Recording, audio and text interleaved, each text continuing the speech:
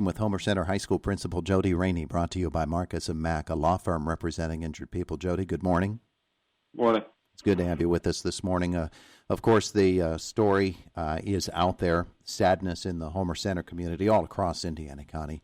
Anytime student loses his or her life, it's a difficult thing within the hallways of the school. Rather a unique situation for Homer Center today because Thanksgiving break starts, but you've got some difficult days ahead. Yeah, we do, for sure, Todd. Obviously, yes, we did lose a student, unfortunately, to an accident last night. And I haven't had an opportunity yet to speak to his family. But, we did start arranging. We're going to have meetings this morning with our crisis response team, and then also a critical stress team, management team, and that would be with Dr. May and Jerry Overman. To start arranging and planning for, how we can provide, grief counseling or other resources and services to our students, staff, our families, and, most importantly, the family of our student that we lost. Getting a read on how the students are reacting to the news is going to be doubly difficult because they're not in class. You're not having the chance to see them in person. So that's going to be the first task, isn't it? It's going to be a challenge. That's one of the first things that we did speak of last night. I kind of was able to speak to all of my team, and then also to Dr. May and briefly to Jerry Overman, the coroner. And, one of the first things, the three things that are very critical. Number one is I want to make sure that we reach out to the student's family and provide them all the support and resources that we can offer. I can't imagine. I got two kids of my own, and I can't even begin to imagine what that has to be they're going through. Number two would be to make sure that we identify those that were more in the inner circle of the student that we lost and make sure we reach out to them and do the same, and then, provide counseling services. I realize that, Homer Center is moving to remote learning December 1st through the 4th, at least preliminary. It may be extended, but we will, we will follow all protocols we need to dealing with COVID.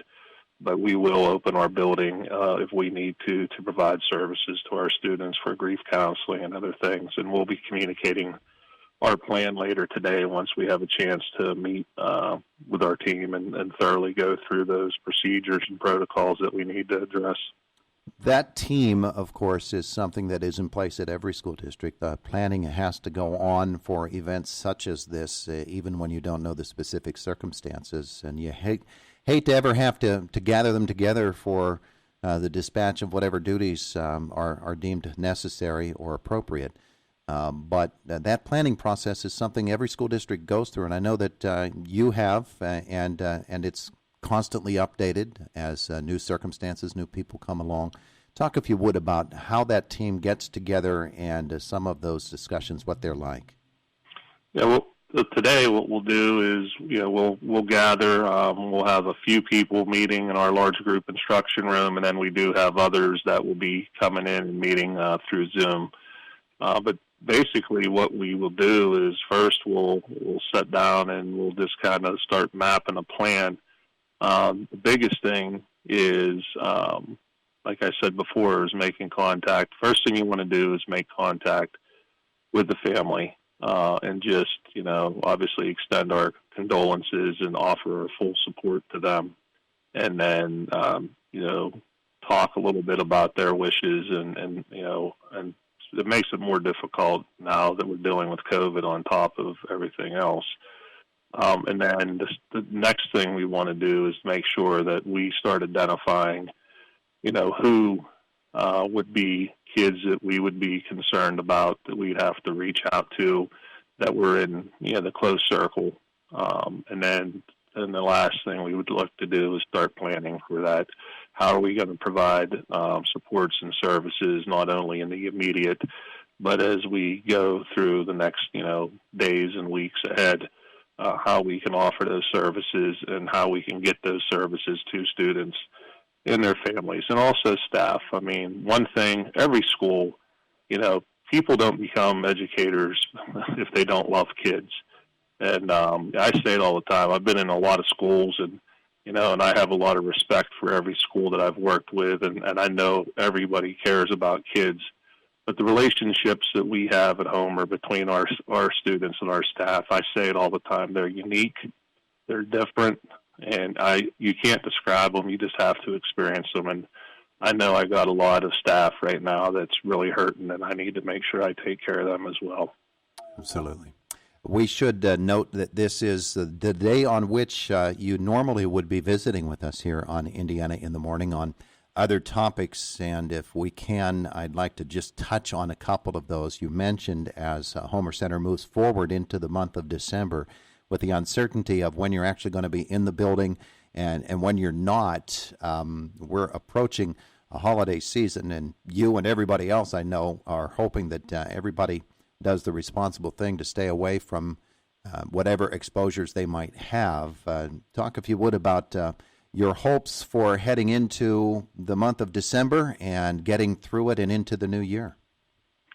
In that regard, Todd, I think our school has been very fortunate. The 2 weeks leading into the break, we had met and we discussed and talked to the high school students about we do 3 different learning options. We have in-person learning 5 days a week.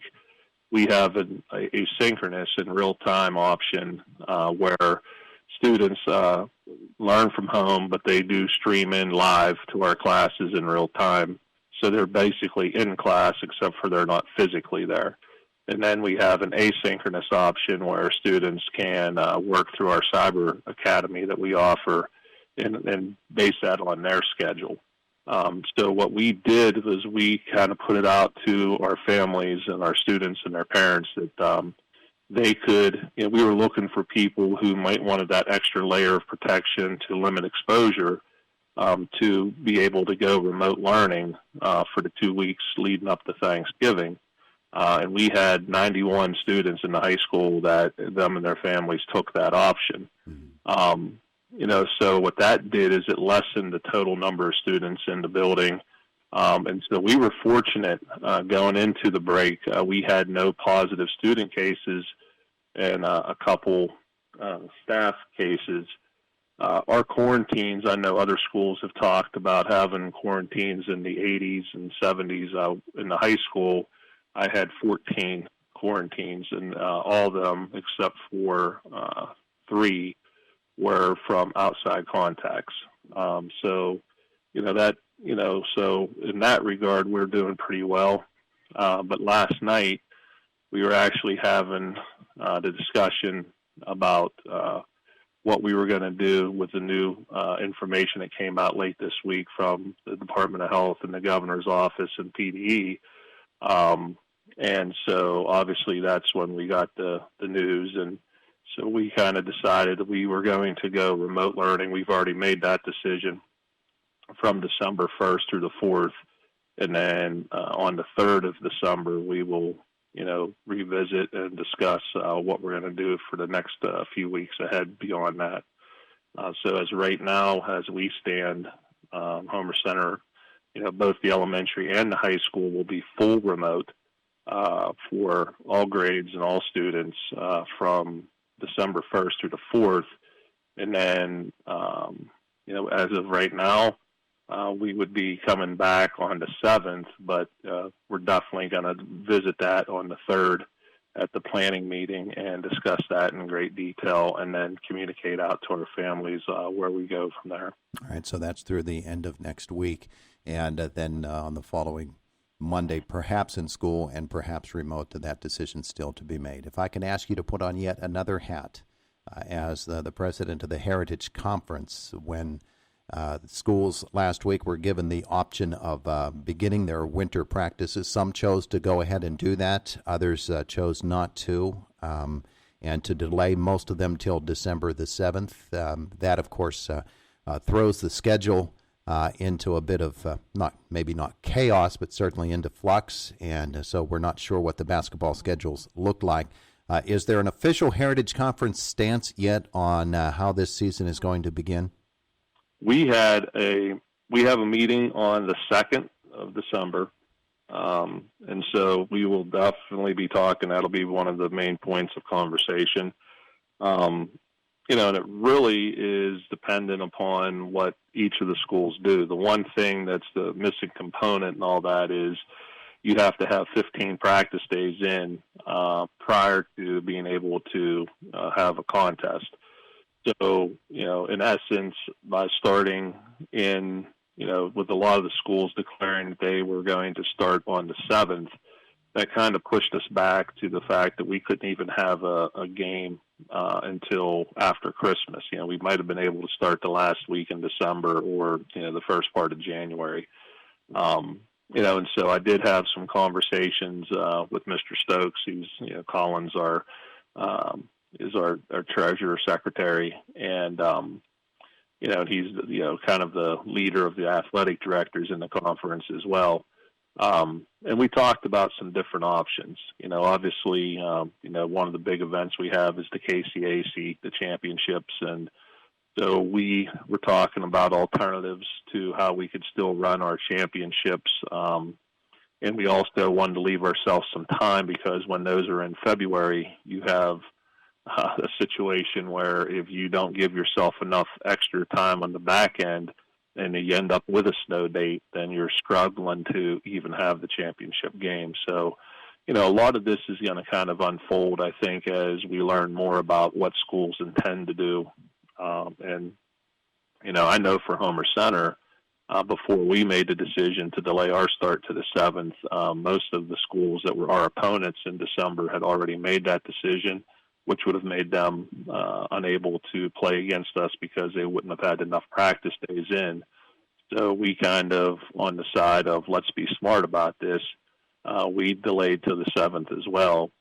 And so, the nice thing about basketball versus football is you can make up games a little bit easier. It's not ideal to play 3 or 4 games in a week, but if you absolutely had to, you could.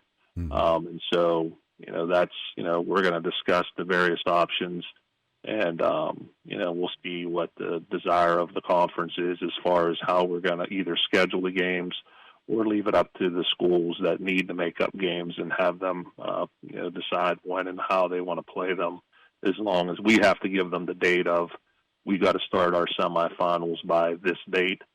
And so that gives them a target at least of when they have to get the games in. All right, very good. Jody Rainey, I appreciate so very much you're making yourselves available to us today, and I know it's going to be a tough one, but we wish you all the best in the Homer Center District. Thanks for being with us. Well, thanks, Todd. And I think it just brings into focus with Thanksgiving being tomorrow is, even though this is a tough time, I think I can take a little bit of pause and be thankful for the things that I do have. We have a tendency to think about what we don't have, especially in the COVID times. And, I just hope everybody out there take the moment to really let people in their lives that matter, let them know how much they matter and be thankful for the blessings they do have. And make sure that they keep this family in their thoughts and prayers throughout this time. Very well said. Thank you so much. Have a great day. Hey, thanks, Todd. You too. It is the voice of Indiana County, WCCS 101.1 FM and AM 1160. AM 1160. AM